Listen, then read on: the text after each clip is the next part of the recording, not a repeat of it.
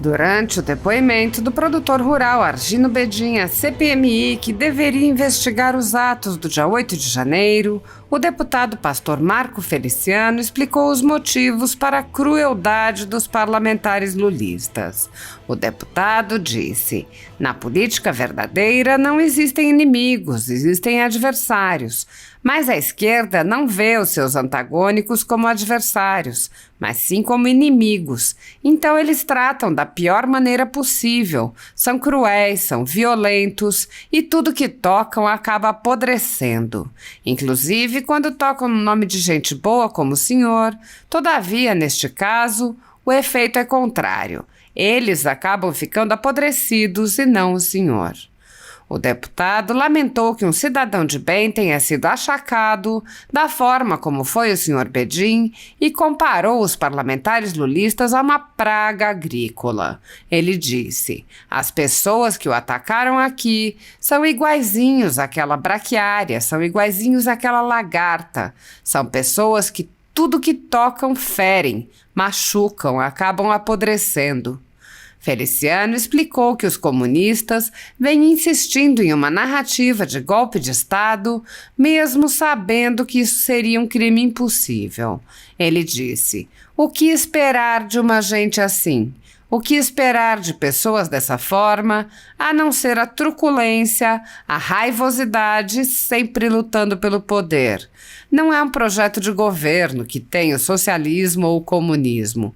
É um projeto de poder. É o poder pelo poder. O deputado apontou: eles tentam de qualquer forma inviabilizar a eleição do presidente Bolsonaro, tornando ele inelegível. Mas para eles isso é pouco. Eles querem usar a força dessa CPMI para poder indiciar o presidente Bolsonaro e todos aqueles que sentavam onde o senhor está sentado, que de alguma forma estavam ligados a ele.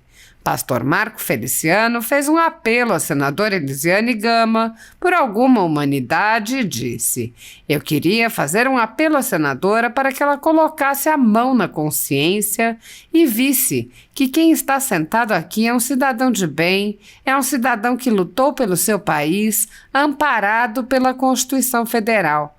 O senhor não estava lá no dia 8 de janeiro. O senhor não financiou os atos do dia 8 de janeiro, porque em novembro as suas contas foram todas confiscadas. O senhor enviou o ônibus para as manifestações, como muitas pessoas fizeram, em 7 de fevereiro ou 7 de setembro do ano passado, do ano retrasado. Quantas pessoas não foram de ônibus para esses lugares? E não é erro nenhum isso. Mas essa esquerda maldita, esse povo que para mim são como um câncer em estado de metástase, porque tudo que tocam vai ficando leproso também. O que eles querem é unificar a imagem de gente boa, de gente honesta como o senhor, para justificar esse pensamento insano deles, essa tara que eles têm por um tal golpe. Como eu disse agora há pouco, um crime impossível. O deputado concluiu dizendo: um país que tira de trás das grades alguém para colocar na sua liderança, simplesmente porque não suporta saber que o outro lado é honesto e não aceitou a máquina da corrupção, como fez o partido anterior, é um país que não pode ser levado a sério. E agora, ver o judiciário fazer o que está fazendo, isso causa em nós asco, angústia e tristeza profunda. Mas há um Deus no céu, e Ele é justo. Ele há de justificar o senhor, sua família e todos os brasileiros que neste momento estão sendo injustiçados por causa de uma sanha, um pensamento maluco de um grupo que quer fazer de tudo para se impor no poder.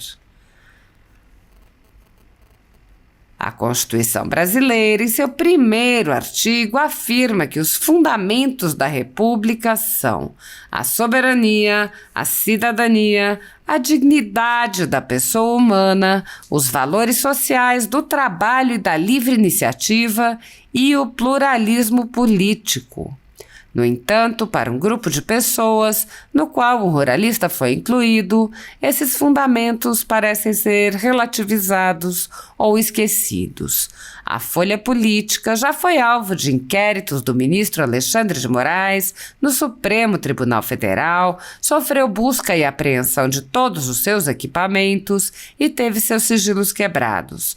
Os inquéritos políticos se baseiam em relatórios e reportagens que são tomados como verdadeiros, embora produzidos pela concorrência sem qualquer compromisso com fatos. Com base no mesmo tipo de informação produzida por fontes suspeitas, o ex-corregedor do TSE, Luiz Felipe Salomão, mandou confiscar toda a renda do jornal, com apoio e aplausos dos ministros do STF, Luiz Roberto Barroso, Alexandre de Moraes e Edson Fachin. Há mais de 27 meses, todos os nossos rendimentos estão sendo retidos sem qualquer base legal. Se você apoia o trabalho da Folha Política e pode ajudar o jornal a sobreviver, doe qualquer valor à empresa Raposo Fernandes através do Pix, utilizando o código que está visível na tela ou o código ajude@folhapolitica.org.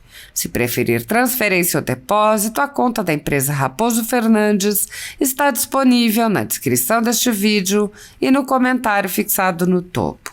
Com a sua ajuda, a Folha Política poderá continuar trazendo informação que o cartel midiático não quer que você veja.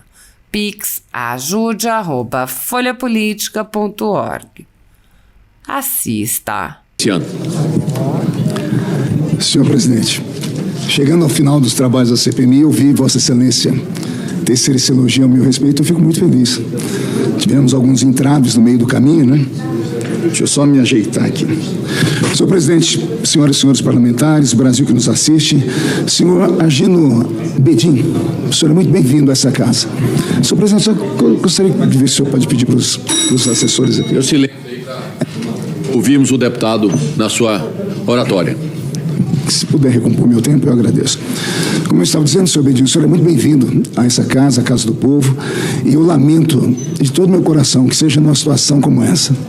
Eu estava aqui ouvindo os meus amigos parlamentares, se é que eu posso chamar de amigos alguns, né? Na política verdadeira não se existe inimigos, existem adversários. Mas a esquerda não vê os seus antagônicos como adversários, mas sim como inimigos. Então eles tratam da pior maneira possível. São cruéis, são violentos e tudo que tocam acabam apodrecendo. Inclusive quando tocam no nome de gente boa como o do senhor, mas todavia nesse caso o efeito é contrário. Eles acabam ficando apodrecidos e não o senhor. O senhor é um brasileiro, é um homem honesto, é um homem de trabalho. Estava lendo aqui um pouquinho do seu currículo, o senhor trabalha com soja, né? Meu sogro foi plantador de soja. Eu imagino as lutas que o senhor já enfrentou. O senhor tem calos nas mãos aí, senhor Agino? Ainda tem alguns? Todas elas, né? Eu acredito nisso, porque eu sei o que é a vida de um trabalhador rural. Senhor presidente, não sei se Vossa Excelência sabia, eu trabalhei na roça. Eu fui cortador de cana-de-açúcar, apanhei laranja, apanhei algodão, café, lá no interior paulista. Vem de família muito humilde.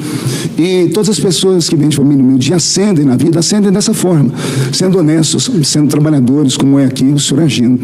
E chegar num momento como esse, em que uma confusão política mete uma pessoa de bem como o senhor nessa história, como eu disse, é lamentável. Então eu quero lhe pedir perdão aqui, desculpa por todas as ofensas que o senhor ouviu aqui, tá? Mas o senhor é um homem da roça. O homem da roça é um homem treinado, suporta as intempéries, quer seja no outono, no inverno, no verão, quer seja a braquiária, quer seja a... Eu até anotei aqui o nome do... Meu sogro sempre reclamava, deixa eu ver se eu acho que o nome da praga... É uma praga, lagarta elasmo, é isso mesmo? É a broca de colo, né? Isso aqui é a pior maldição que tem para a soja. Então, eu queria que o senhor imaginasse que nesse momento as pessoas que lhe atacaram aqui são iguaizinhos àquela braquiária, são iguaizinhos àquela largata. São pessoas que tudo que tocam, ferem, machucam, eles acabam apodrecendo. Em todos os lugares onde o socialismo e o comunismo se meteram, eles destruíram. Eu imagino o sentimento do senhor, já um ancião, que quer deixar para os seus netos, os seus bisnetos, um país um pouco mais ordeiro, um pouco mais vivo, e ver toda a situação em que nós vivemos para chegar até aqui nesse momento, não deve ter sido muito fácil. até hoje dá um nó na nossa cabeça, né? Em saber que durante a campanha eleitoral de 2022, o nosso candidato, o nosso capitão, porque nós temos profundo respeito, Jair Messias Bolsonaro, arrastava multidões. Eu que o acompanhei em inúmeras das viagens, multidões, um fenômeno.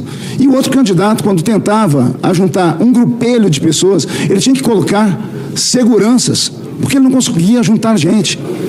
E aí, de repente, no meio daquele fuzuê todo, o Brasil todo se mobilizando para uma reeleição séria, pela primeira vez na história, uma direita que começa a nascer, um pessoal que pensa em família, um pessoal que é contra as mazelas que esse povo não apenas difunde, mas defende com unhas e dentes, como a descriminalização. Tudo aquilo que um homem ordeiro como o senhor e a sua geração são contra, como eu também sou. E aí, no afã de tentar destruir o presidente Bolsonaro, eles começam a criar a narrativa de um tal de golpe. No Código Penal, inclusive está aqui os seus advogados, podem até me corrigir se eu estiver errado, existe um pensamento sobre o tal do crime impossível. O crime impossível é o que eles aqui tentam afirmar, que a relatora tenta afirmar, que todos os puxadinhos do governo aqui, todos esses partidecos, que são os partidos de esquerda, que são partidos virulentos. O senhor mesmo foi atacado aqui por uma deputada que estava falando aqui. O partido dela é o Partido Comunista do Brasil. O comunismo que matou milhares de pessoas ao redor do mundo, o comunismo que não tem respeito por nada e por ninguém. É o mesmo partido que provocou o STF a respeito do aborto de um bebê até a 12ª semana de gestação na barriga de sua mãe do 3º mês. Então, o que esperar de um agente assim? O que esperar de pessoas dessa forma, a não ser a truculência, a raivosidade e sempre lutando pelo poder? Não é um projeto de governo que tem o socialismo ou o comunismo, é um projeto de poder, é o poder pelo poder. Em nome do poder se mata reputações, se mata pessoas. Que o diga Celso Daniel, que o diga o nosso próprio presidente Jair Messias Bolsonaro, com a f*** que ele tomou do Adélio Bispo. Agora, o senhor imagine como esse pessoal tem poder. Nós, com 4 anos de governo, não conseguimos puxar o fio da meada para saber de onde veio o sustento de Adélio Bispo, que tentou matar o presidente Bolsonaro. Veja como o país está aparelhado, é contra isso que nós estamos lutando. Então, quando eles viram que ganharam essa eleição, agora eles tentam de qualquer forma inviabilizar a eleição do presidente Bolsonaro, tornando ele inelegível. Mas para eles isso é pouco. Eles querem usar a força dessa CPMI para poder indiciar o presidente Bolsonaro e todos aqueles que sentaram onde o senhor está sentado, que for, de alguma forma estava ligado a ele. Eu queria muito que a senadora Elisiane Gama estivesse aqui, mas eu gostaria que, quem sabe, os assessores dela pudessem falar para ela o que eu vou falar. Agora, eu queria fazer um apelo à cristandade dela, para que, em caso, o relatório dela, que ela disse que não está pronto, que eu tenho dúvidas, para mim já está pronto, e todas as pessoas que da lavra dela foram iniciadas para estar aqui, como o senhor, já estão lá com o nomezinho em vermelho. Eu queria fazer um apelo à senadora para que ela colocasse a mão na consciência e visse que quem está sentado aqui é um cidadão de bem. É um cidadão que lutou pelo seu país, amparado pela Constituição Federal. O senhor não estava lá no dia 8 de janeiro. O senhor não financiou os atos de 8 de janeiro, porque em novembro as suas contas foram todas confiscadas. O senhor enviou ônibus para as manifestações, como muitas pessoas fizeram. 7 de fevereiro ou 7 de setembro do ano passado, do ano retrasado. Quantas pessoas não foram de ônibus para esses lugares?